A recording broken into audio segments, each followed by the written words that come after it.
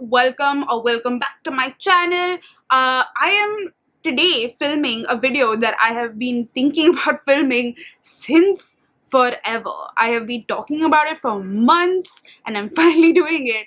And it is, well, you'll see the description so you'll know what it is. But essentially, in the beginning of the lockdown, I made this video about how to access books during the lockdown, and that got the most amount of views. I think it has the most amount of views on my channel, so I will link it up somewhere here for you to watch, because I do give some pretty good points if I say so myself. But what happened in the beginning of the lockdown was that independent booksellers were shut, and I wanted to talk about them once they could sell their wares and talk about why it is important to buy books from independent booksellers. And yeah, let's begin. First of all, what is an indie bookseller? That is a very good question. And honestly, Wikipedia does it the best in terms of giving a definition. So I'm just going to read it out loud. An independent bookstore is a retail bookstore which is independently owned. Usually, independent stores consist of a single actual store, although there are some multi-store independents. They may be structured as sole proprietorships, closed-held corporations, or partnerships, cooperatives, or not-for-profits or non-profits. Independent stores can be contrasted with chain bookstores, which have many locations and are owned by large corporations, which often have divisions beside bookselling.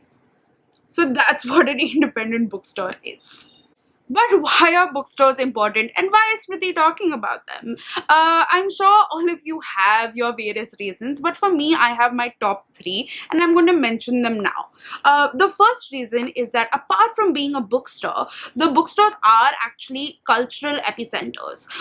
These bookstores organize various events. It could be poetry, open mic for your own stories, or it could be even regular things such as book signings, book launches, debates, and all of that sort of stuff. I have been to many book launches which have spoken about the importance of translation, the importance of own voices and of caste, and had those important discussions. And I've also been to book launches and book discussions where we've discussed fantastical worlds. But the point is that there are people from various walks of life that come together and discuss things that we have in common, and that is books, which I think is so fascinating and so important. And I honestly don't think that without a bookstore we would get any of this.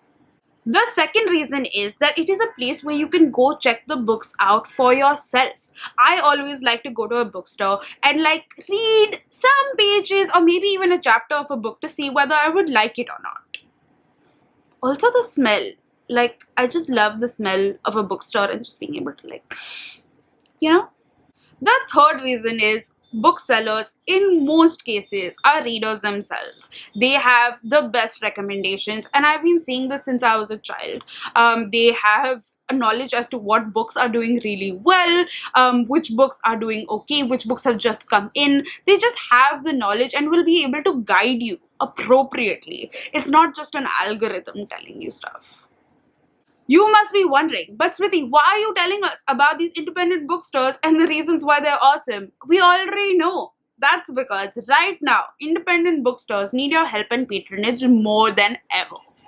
During the lockdown and this COVID time in general, in the beginning, especially in India, independent bookstores were not labeled as an essential service. Hence, a lot of them were shut down and couldn't even sell any of their wares. Because of this, they've had to do a lot of cost cutting and haven't been able to manage their infrastructural costs and have had to make some changes. Some have shut down, like Wayward and Wise in Fort, Full Circle in Khan Market, and Walking Book Fairs in Bangalore. These are just some of the bookstores that I know of, whereas some have had to scale down and let go of some of their employees, which is really sad. They are still struggling with the burden of the previous debt caused by COVID. But the great news is that they have opened up and are making so many changes to make sure that they are more accessible to the public. For example, a lot of them have gone online. You can get in touch with them via WhatsApp, via calling them on the phone. There also, a lot of them are available on Instagram, and they've also created Excel sheets and websites so that you can buy directly from them online. They are clearly trying very hard to stay in business, and I think we should all try to make that effort to help them. Here, for the ones who say that they don't have independent bookstores in their cities, you can always get in touch with the ones which aren't in your cities or close to your cities. There are so many, and they deliver not only in their cities but across the country. However, here is when we get into that debate about e-commerce sites such as Amazon and Flipkart over independent booksellers. Yes, Amazon and Flipkart are very easy sites to go and buy your books. However, I have three issues with them, and I'm going to list them out right now. The first one is not even an issue, it's just a fact. Amazon and Flipkart are not booksellers. Sure, Amazon started as one, but they have various other services that they have right now, which you can use and still support them. They also don't really need our support, they have lots of money. But my point is that you can use plenty of their other services and give them your patronage. However, with the bookstores, that's literally their only job.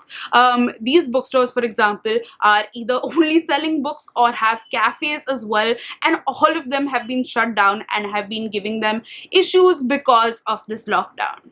Number two, it is well documented that e-commerce sites are not the best to its blue-collar workers. For example, if we just take Amazon, we have seen multiple people talk about how they are really shit to their factory workers, such as Hassan Minaj and even my favorite, John Oliver.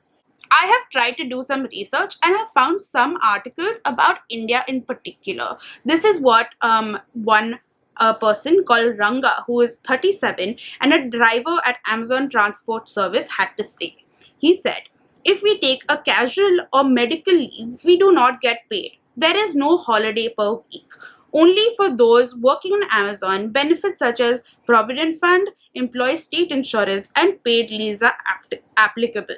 Only about 60 employed at the facility technically qualify for this. I will link this entire article down below along with the episodes of Hassan and John Oliver. The third is the environmental aspect. And what do I mean by that? I mean the packaging that Amazon gives us stuff in, or general e-commerce sites. If you see, they're mostly always, I hope my address is not in this. Yeah, they are mostly always sent in these plastic packages, which cannot be, you can't do anything with them. And of course, plastic, as we know, takes forever to degrade. Booksellers sell it to you in this, which can be repurposed or it can be recycled. So this is why I like to buy books from independent booksellers, because they send it to you in these sort of packages and not rubbish such as this. However, the best part about being me is that I have a best friend who is a sustainability freak, and hence she can tell us what we can do with these packages. So on to you, Mandy. Thanks, Smriti, for calling me a sustainability freak. Can we maybe normalize loving the environment and doing some good things for it? Anyways, if you have cardboard packaging or plastic packaging that's coming to you because you ordered books from wherever, Amazon and the like, or smaller independent stores, hopefully it's a smaller independent stores. If it's cardboard and if it's like boxes of this kind, then I'd say keep it. Use it to either store other dry waste that you have, or use it and save it for any future possible packaging needs that you may have. Or if you really don't have the space in the house to store this kind of stuff, then call your local kabadiwala, radiwala, and they're likely to take this because cardboard is highly recyclable. If you have plastic bags of any kind, then there are a couple of options. One, try and reuse them in your house as much as you can, of course. That's the first option, right? Reuse what you have. The second option could be to get it sent over to a dry waste center in your city. There are multiple dry waste centers in most metropolitan cities. We'll link down the link to all of to at least the Bombay ones in the description. And if you don't have access, or for some reason during COVID times, because 2020, if you can't get to a dry waste center, then I'd recommend collecting them, keeping them, and you can then ship them off to a lot of companies that use it to create polyfuel, or they upcycle plastic to create bags and other kinds of fun items in order to try and avoid that plastic reaching a landfill. So those are a couple of options that you can possibly explore if you want to manage your waste more responsibly and effectively. Back to you, Smriti. There are plenty of myths that say that e-commerce sites are cheaper than individual bookstores, and sure, that is true. E-commerce sites don't have infrastructural costs that they have to take care of that a bookstore does. However, that is a fallacy. A lot of the books that I have bought from independent bookstores have actually been cheaper than the cost of those books online. For example, I bought A Long Way to an Angry Planet by Becky Chambers, which was available for much cheaper at Champaka Books over in Bangalore versus on Amazon. So, I mean, there you go. Also, there's this whole thing about how you can get books immediately if you buy things on Amazon, for example, on Amazon Prime or on Flipkart. However, the bookstores that are in your city, they can deliver on the same day. You can just call them and be like, hey, hi, can you send these books? And they'll be like, yeah, sure, bud, sending it. There you go. Also, a lot of bookstores give discounts as well.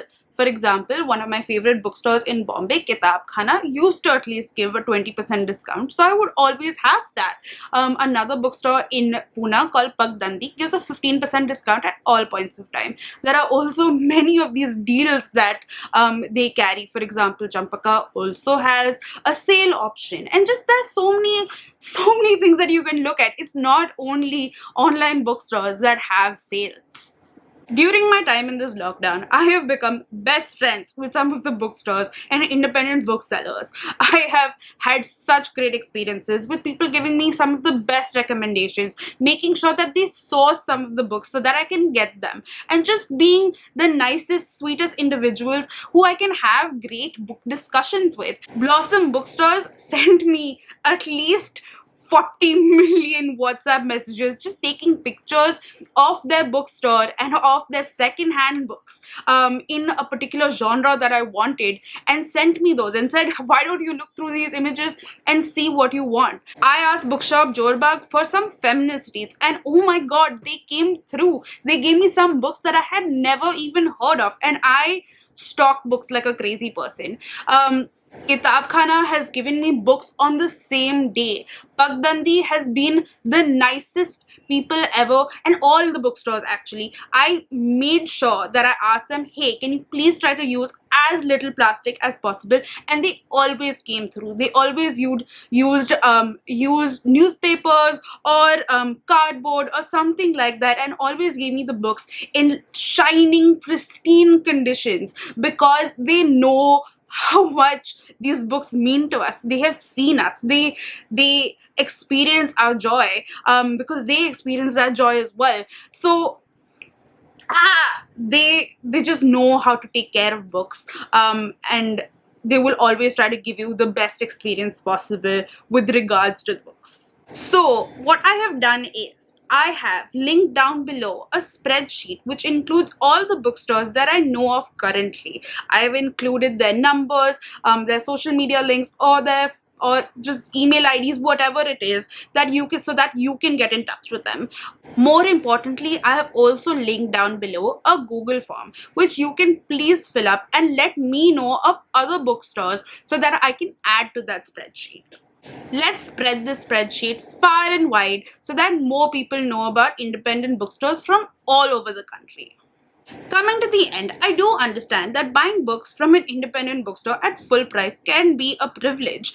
Buying books that are not discounted can be a privilege. Yes, buying books in general is something which you have to realize you are privileged to do so. And I completely understand that.